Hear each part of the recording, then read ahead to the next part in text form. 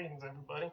This is Brother Ravon Noon, and today we'll be discussing the reasons why magic is practiced. First of all, just a little insight on myself. I'm a left-hand path practitioner.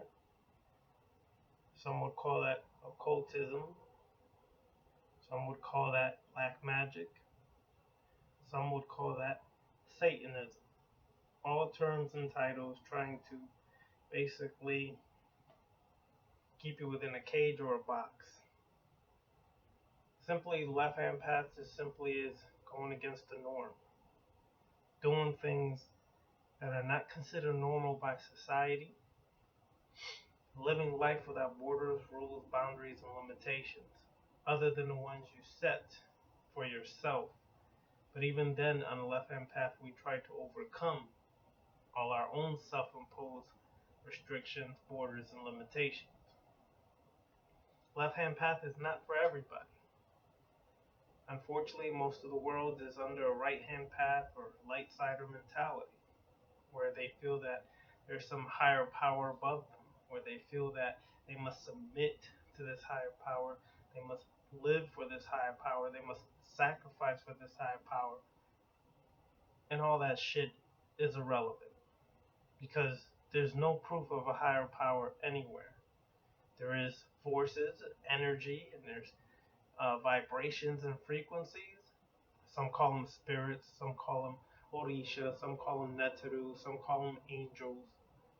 But more or less, these are all emanations from your subconscious mind. And the uncollective conscious, or the uncollective unconscious of most of us, who feed these forces or energies based upon metaphorical archetypes that we create as basically an avenue or an analogy or a metaphor for who or what we can be, who or what we can transform to be, whether it's our weaknesses, whether it's our strengths, whether it's anger, whether it's love, whatever the case may be. These are just archetypes that the unconscious collective has created, or the collective conscious has created as metaphors for us, but in time they became gods, goddesses, deities, demons, things of that nature. And a lot of that is far from the truth. Simply, a left-hand path is to overcome yourself, overcome your weaknesses, and turn those weaknesses into strengths. Not run from your issues, not fly from your issues, not avoid your issues, not ignore your issues, or act like any of these issues are are not true, and act like these issues don't have a bearing or an effect on your life. That's not the left-hand path. That's the right-hand path. Because all those issues, we'll give it up to God, we'll give it up to Jesus, we'll give it up to some fucking bullshit that's really not provable. And at the end of the day, all that does is lead to your own delusional mind, creating delusions, creating illusions outside of yourself. None of that shit is verifiable. You, and only you, is what's real.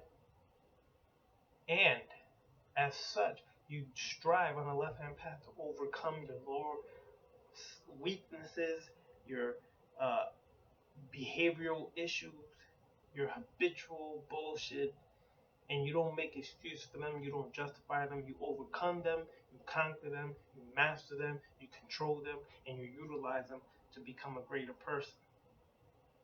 Right-hand path will tell you, give it up to God, destroy that ego, destroy your weaknesses. You can't destroy shit, because all of that is a part of you, has been a part of you, will always be a part of you, and is necessary for you and your survival today here on this planet to continue and promote your progeny or anything else.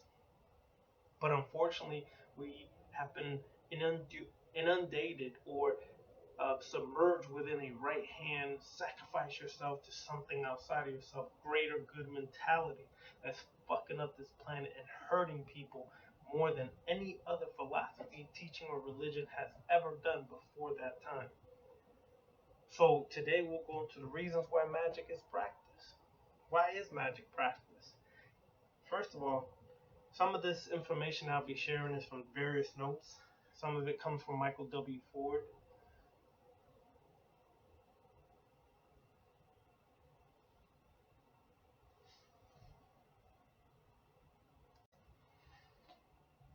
So let's continue. To liberate yourself from restrictive beliefs where you were brought up with, better to plunge into darkness than to live in a shadow. Let me read this one more time for people to understand this. One of the reasons you practice magic is to liberate yourself from restrictive beliefs that you were brought up with. These things can be things such as family beliefs, cultural beliefs, religious beliefs. If it restricts you in any way and tells you that you have to do this, and if you don't, you're going to hell, that's a restrictive belief. If your family says if you don't do this, we're going to disown you, that's a restrictive belief. And unfortunately, most people are caught under some form of restrictive belief in their life. Well, when you practice magic, you're breaking all those restrictive beliefs and empowering yourself as the god, as the goddess, to manifest all your desires, wishes, or dreams into reality. In other words, your subjective world, dealing with your subconscious mind, which creates your reality, is then manifested into the objective world, the physical world, and you see the results of your work. So it's better to plunge into the darkness than to live in a shadow. The shadow is produced by the light, and it creates a shadow of ourselves that is not really true. But in darkness, you find your true self, because darkness is eternal, light is temporary. But that's for another note. Number 2, examine deep-set behaviors which may be causing problems. Modify these behaviors and shape them into productive areas of your life. The magician knows that they must renew themselves. They must renew themselves. Let's go over this again. Number 2, to examine deep-set behaviors which may be causing problems and modify those behaviors and shape them into productive areas of your life. In other words, we examine ourselves deeply. To do that, you must go into the dark. You must not be afraid of the dark. You must understand the dark. You must understand yourself. You must understand your behaviors. You must understand your problems, your issues. You must understand your core issues. You must understand your beliefs. And you must understand how it affects your life each and every day. And you examine them. You don't run for them. You don't ignore them. You don't give it up to Jesus. Give it up to God, Allah, Yahweh, Jehovah, and all that fucking bullshit.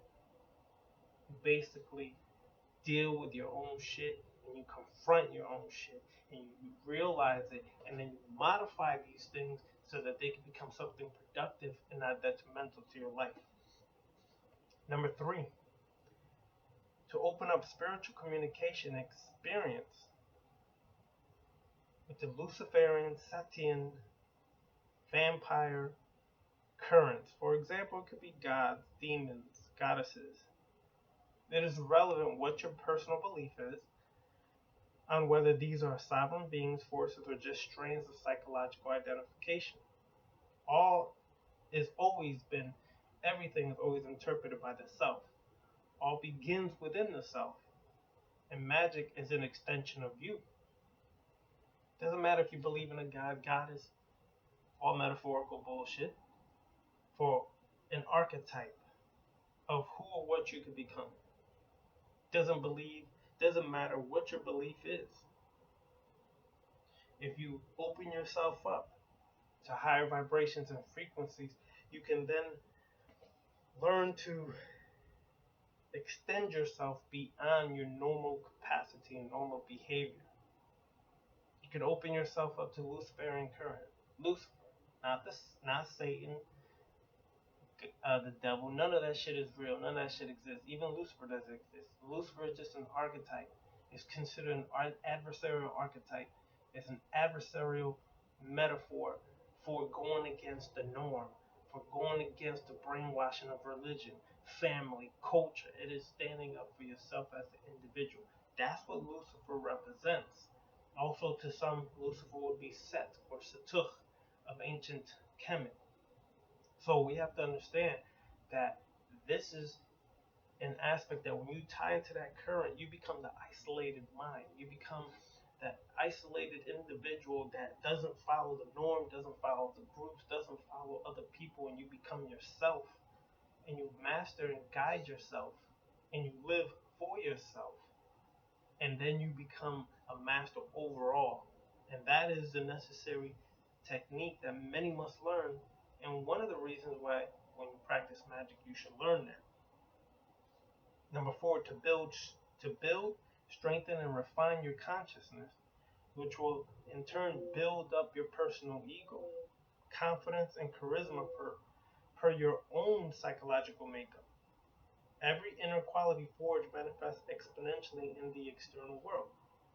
In other words, build up your strength, build up your confidence, your consciousness, build up your personal ego, not your overbearing ego, not the ego that is extreme, the ego that is what is necessary to survive.